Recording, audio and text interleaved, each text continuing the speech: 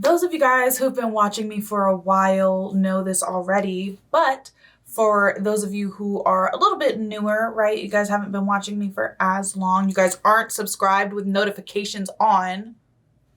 I'm watching you. I see you. Okay. I'm just kidding.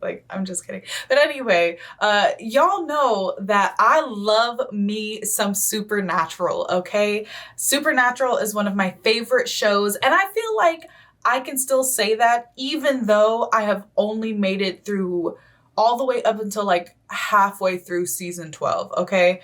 I'm gonna be so for real. A lot of the characters got very annoying, particularly, I would say spoiler alert, but this show has been out for so long. Particularly when their mom came back and then was a complete and utter bitch. Like, I can't, don't get me started. Don't get me started. I feel like 12 seasons of dedication, I feel like that's enough for me to say it's one of my favorite shows and that I'm a fan, right? Like, I feel like I've earned that right to say that. But anyway, I love me some Supernatural. It's just so good, particularly like the first 5 seasons, best first 5 seasons that any show has ever had ever. Best seasons that any shows have ever had ever. The next 5 seasons after that, it's good, right? It's good. It's great even. I would say it's great. And then after, we know how it goes.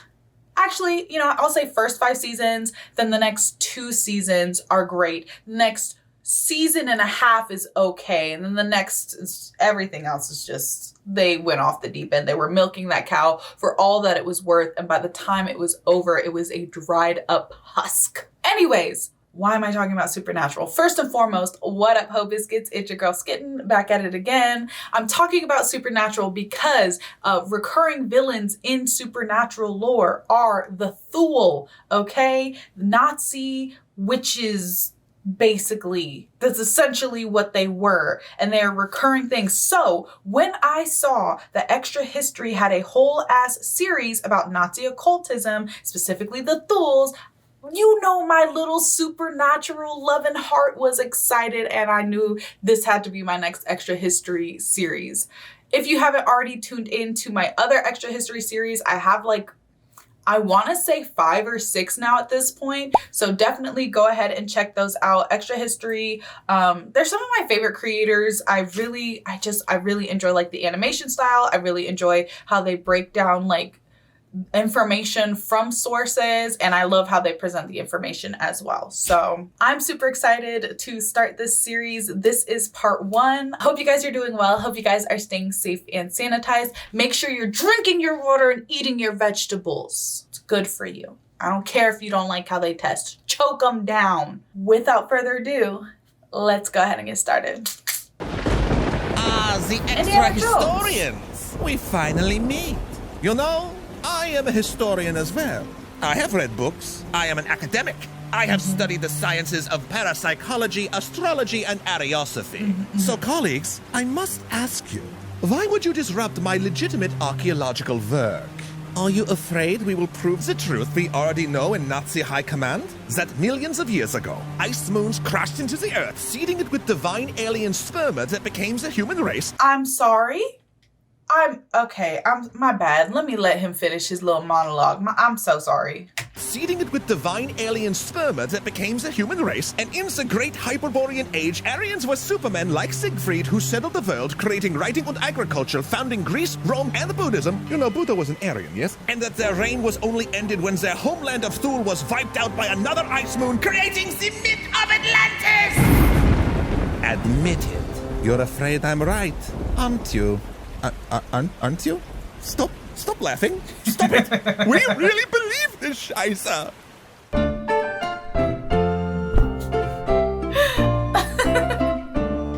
Hey yo, the accent work on that, fucking top notch. I love that. Chances are you've probably heard at one time or another that Nazis were obsessed with the occult. Actually, thanks to Indiana Jones, Captain America, and Hellboy, the idea that Nazis pursued mystical artifacts might actually be the first thing you learned about them as a child. Now, not mentioning Supernatural is criminal.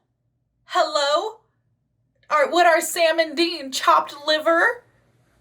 Y'all remember the Jewish golem? Whatever. And later, you also probably chuckled away that idea as nonsense, right? Maybe not invented by movies, but definitely played up for effect. Right. Maybe Himmler and other weirdos toyed around with dowsing or artifact collecting, but it's really a footnote in our understanding of the Nazi state. Academic historians often did the same, partially because those working on these issues frequently approached the topic from a conspiratorial angle, inflamed by sensationalist TV documentaries, but also because it was just hard to get sources. Many German academics who participated in Nazi-sponsored archaeological digs were still active in the post-war period, and none too interested in discussing who'd funded their research back in the 1930s. Right. However, which reminds me about like all of the like fashion houses and various other like rich and famous people who are still rich and famous, mind you, who gave their money to the Nazis. And that is literally just like a part of their history that they try to sanitize away. But like, you don't have to look that hard to figure it out. Like what's her face? Not Donatella Versace, Coco Chanel funded the Nazis. Hello? However, in the last couple of decades, historians are beginning to revisit Nazi interest in the supernatural and pseudoscience, tracking how it underpinned the ideology of the movement itself and was used to bolster Germany's territorial claims. Some recent book, like Eric Kurlander's Hitler's Monsters, very helpful for this series, actually argue that much of the Nazi ideology can be seen in a framework of supernatural belief. And the picture that emerges is less one of the SS doing weird rituals in castles, and more about how Nazi ideology is awash in supernatural ideas, pseudoscience, and conspiracy theories. Which is actually why we wanted to do this series. Because, well, we're also currently in the midst of a world awash in disinformation and fringe beliefs that are used to justify political policy. And while it is fun to clown on the absurdities that Nazi leadership figures believed, we also shouldn't lose sight about how these beliefs help cause incredible harm to millions. Just because an idea is ridiculous doesn't mean it's not dangerous. Right. But that story actually begins long before the establishment of the Third Reich, when Germany was forming as a country. The later 19th century was a rough time for establishment religion. Attendance at mainline churches and synagogues declined in the face of capitalism, social change, and advancing technology. Yet despite this disillusionment with organized religion, the yearning for spiritual fulfillment and social connection continued. Across Europe and North America, people began gravitating towards esoteric new religions like spiritualism, forms of paganism, theosophy, or Eastern traditions like Buddhism, joining movements that promised a spiritual truth outside traditional channels. And now also, which they've gotten into in other videos, and I am by no means an expert, but like part of this is obviously fueled by how oppressive the church is and has been historically, you know what I mean? And how non-inclusive it was, right? It leaves marginalized people searching like desperately for somewhere that they can belong to. You feel me? Technology both drove and underpinned this questing, as inventions such as the telephone, the airplane, and vaccines hinted at a future where people achieved the previously impossible. Simultaneously, geologists and archaeologists made discoveries about the deep past that not only proved the Earth was vastly older than believed, but uncovered civilizations previously only mentioned in ancient stories. The whole concept of prehistory was founded with the understanding that primordial humans had lived in caves, hunted, and competed with other forms of ancient man, like Neanderthals. So in this environment, it's understandable that across the world, it appeared possible that an incredible ancient discovery, such as Atlantis, might occur, or that technology would one day prove a fringe belief like clairvoyance to be measurable and true. Simultaneously, early genetics research and misapplication of Darwin's theories spawned a highly destructive eugenics movement in several nations, including the United States. And this is hot on the heels? No, not hot on the heels. This is just after the age of discovery, right? So everything is feeling very new. Everything is like, the possibilities are literally limitless. You know, specifically for Europe, it's fascinating when you think about this in the context of what was happening in history at that time. These forces were also acting on Germany, though taking on a slightly different character because the country had only recently unified and was in the process of forming its national identity during this era, while seeking to create a culture that was quintessentially German. Writers, artists, and intellectuals turned to folk tales such as that of the mythic hero Siegfried, legends of Charlemagne, or tales of monstrous creatures. The poems of Goethe, full of fairies, vampires, and the devil, were adopted as part of the national canon. That's how you say that? That's how you say that man's name? Sure. What do I know? And Wagner's Ring Cycle reignited interest in old stories of dwarves and dragons. In these tales, the German protagonists were mythic supermen and pure-hearted women who defeated demons and monsters, as well as scheming medieval caricatures of Jewish people. After all, repression of Jewish communities was nothing new in the lands now called Germany. To be fair, that it happened literally everywhere. Literally everywhere.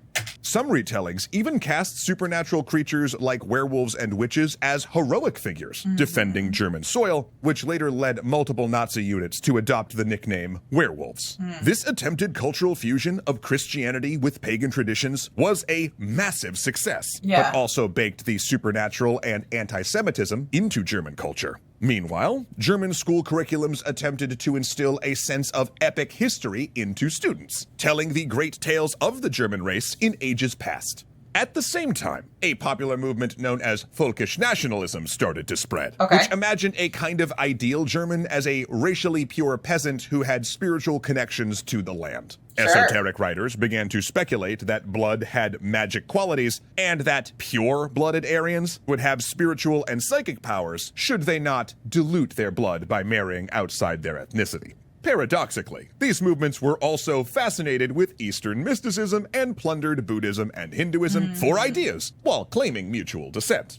Soon, folkish secret societies, based on the Freemasons, were springing up around Germany, including one breakaway founded in the wake of World War I, the Thule Society. Now, I will say that I'm not particularly knowledgeable about the Freemasons, so that is an area that I'm actually very interested in looking into, particularly because all these bitches is my sons, like, given, that's not, oh my God, that's particularly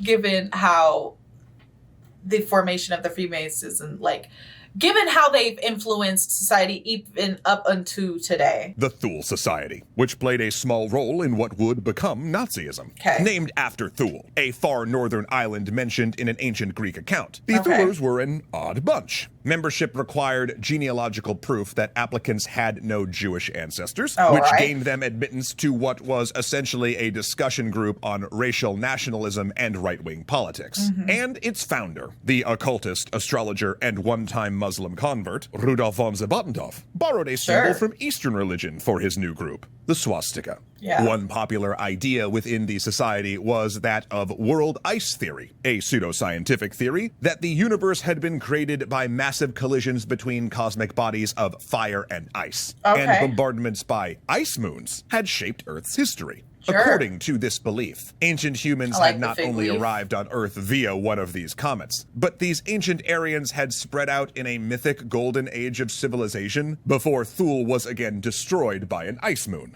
handily explaining why the supposed Germanic master race were living in caves and mud huts while the Mesopotamians developed writing and the Romans built an empire. Soon, they claimed archaeologists would look closer at major archaeological sites around the world and find traces of ancient Aryans in places as far as Egypt, Babylon, and the Incan ruins of Tiahuanaca.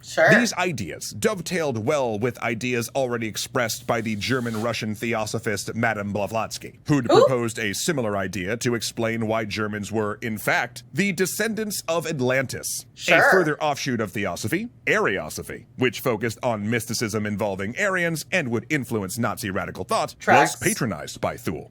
But the Thule Society was not just a band of eclectic weirdos. They were also active on the German far right. In 1919, when left-wing socialists took over Munich and declared a republic, the Thule Society plotted to kidnap the leader of the new republic and sent agents to infiltrate the military. The socialists got wise and raided Thule offices, executing several Thulers and prompting the group to help whip up the right-wing militias that retook the city. Yet the Thule Society was not viable as a political party, especially after its antics in Munich had made it open to public scrutiny. It was too elitist, too aristocratic. So it branched out, with several ex-members founding the German Workers' Party, or DAP, an extreme right political organization consisting of disaffected World War I veterans with ethnic nationalist beliefs, deep-rooted anti-Semitism, and a working-class background. Its founder was, of course, a semi-professional astrologer. Later, the Thule Society would purchase a newspaper for the party's use and bankroll its publication.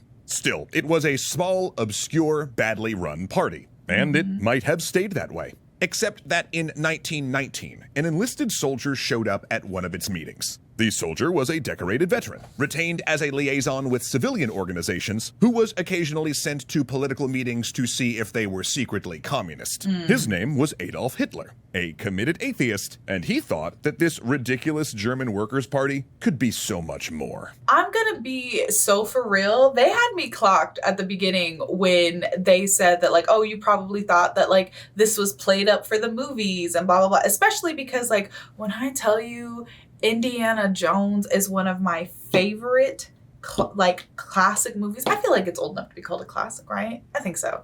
Anyway, when I tell you that that movie is one of my favorite movies of all time, like, and then again, like I said, with like the supernatural reference, and I completely forgot about the freaking Hellboy reference, right?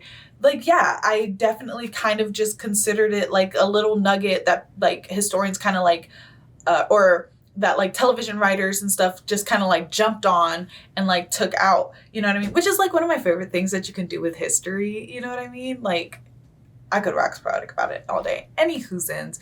But it's actually fascinating to see like how the seeds that were planted from like literally just like Germany coming to fruition turned into this whole thing. So I am super excited to continue the rest of this series with y'all. I really hope that you guys enjoyed the video. Don't forget to leave your reaction requests and recommendations down in the comments below. And other than that, peace out, ho biscuits. It's skittin' lit.